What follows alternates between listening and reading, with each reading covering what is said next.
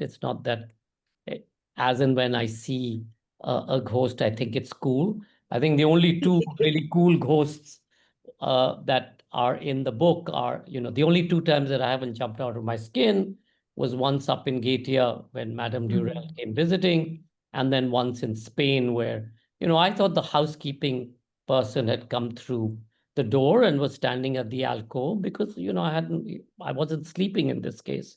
I was still pretty much awake. And then as I looked at the person, sort of, I sat up and looked at the person saying, can I help kind of thing. And then I realized that the person didn't have any hands.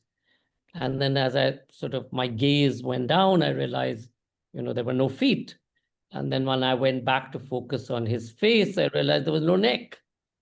But in this case, I mean, unlike most cases where I typically jump out of my skin, it was a very, he was looking at me, or what I thought was a he was looking at me, and I was looking at him. And, it was more curiosity rather than any kind of whatever. And he sort of hung around, uh, you know, uh, I thought to myself, should I put the light on?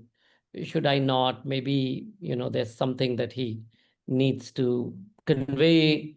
And I turned my head away looking for the light switch, and then he had disappeared and then landed up on the other end of the room.